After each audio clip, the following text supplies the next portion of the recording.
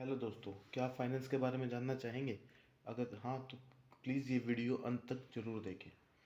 जब हम फाइनेंस की बात करते हैं तो मोटे तौर पे यानी कि आम तौर पर हम मेनली किन चीज़ों की बात करते हैं कि इनकम में से करने वाले हम एक्सपेंस। इनकम होगी तो एक्सपेंसेस के ऊपर हम कुछ खर्च यानी खर्चा। और जब हम इनकम कर देते हैं उसका एक पोर्शन हम एक्सपेंस कर देते हैं यानी खर्च कर देते हैं। और जो कुछ बचता है उसको हम फ्यूचर के लिए सेव कर लेते हैं यानी कि सेविंग्स फॉर फ्यूचर। जो एक नॉर्मल हम बात करें, अगर हम सेविंग की बात करें, सेविंग को भी अगर हम आगे देखें तो इसको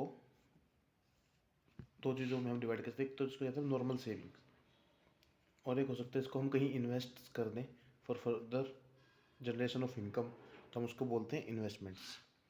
एक सेविंग एक इन्वेस्टमेंट, इनमें ज़्यादा फर्क नहीं, छोटा सा फर्क होता है। हमने एक इनकम ली, लेट्स अज्यूम कि हमने 100 रुपये की इनकम हमारी हुई, उसमें से हमने 70 रुपीज़ हमारी बेसिक नीड्स के लिए या कुछ और खर्चों के लिए एक्सपेंस कर दिया।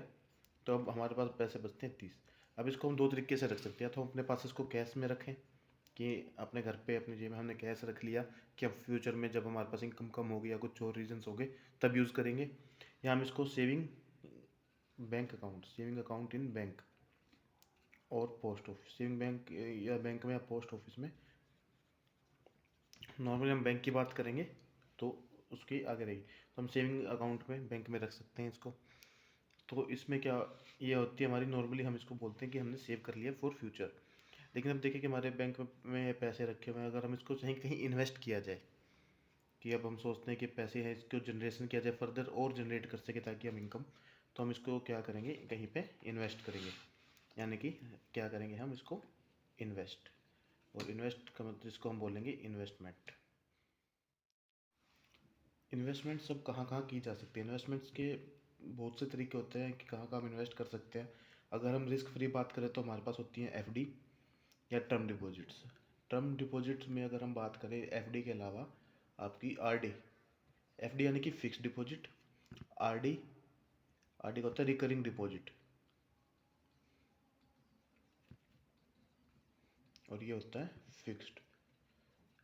फिक्स्ड डिपॉजिट अगर हम नॉर्मली बात करते हैं, इसमें होता है फिक्स्ड डिपॉजिट्स में रहती है कि एक अमाउंट, एक फिक्स्ड अमाउंट को हम एक फिक्स्ड टर्म के लिए डिपॉजिट करा देते हैं, उसके ऊपर एक हायर इंटरेस्ट हम गेन करते हैं।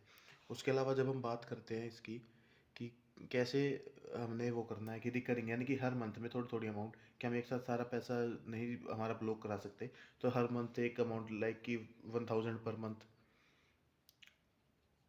हम एक डिपॉजिट कराते रहेंगे टर्म डिपॉजिट सम स्कीम में, और उसके ऊपर हम इंटरेस्ट गेन करते रहेंगे। इसके अलावा आती है कुछ पेंशन स्कीम्स, अगर हम जैसे कि पीपीएफ और एनपीएस। अब ये सिर्फ मैं एग्जांपल दे रहा हूँ, इसके अलावा भी बहुत सी होती हैं जिसके बारे में हम अलग अलग टाइम टू टाइम बात करते रहेंगे। और अगर उसके बाद भी बात करेंगे और क्या क्या हमारी स्कीम्स हो सकती है, इसके अंदर हम फ्यूचर के लिए पेंशन के लिए हमने शेयर मार्केट में पैसा लगा सकते हैं अगर हमें नॉलेज है तो। इसके लिए काफ़ी वाइड नॉलेज की नॉर्मली देखा जाता है कि जरूरत होती है, शेयर मार्केट या म्यूचुअल फंड्स, क्योंकि इसमें रिस्क बहुत हाई होता है। ये लो रिस्क, ये जितनी भी थी ये लो रिस्क की थी, इसमें रिस्क हाई रहता है, हाई रिस्क।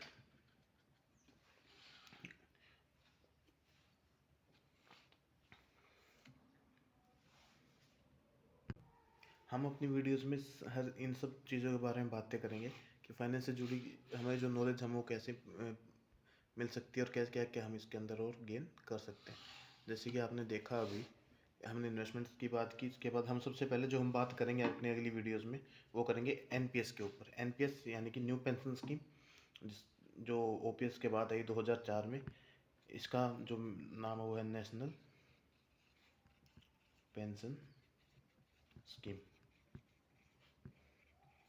जल्दी अब नेशनल पेंशन स्कीम के ऊपर सारी वीडियोस आएंगी ताकि आप नेशनल पेंशन स्कीम को और अच्छे से समझ सकें और पढ़ सकें। नेशनल पेंशन स्कीम और जितने भी और हमारे इन्वेस्टमेंट्स या फाइनेंस से जुड़ी जितनी भी बातें हैं उनको जानने के लिए प्लीज़ हमारे चैनल को सब्सक्राइब करें, बेल आइकन को क्लिक करें और साथ साथ शेयर भी करें। धन्यवाद।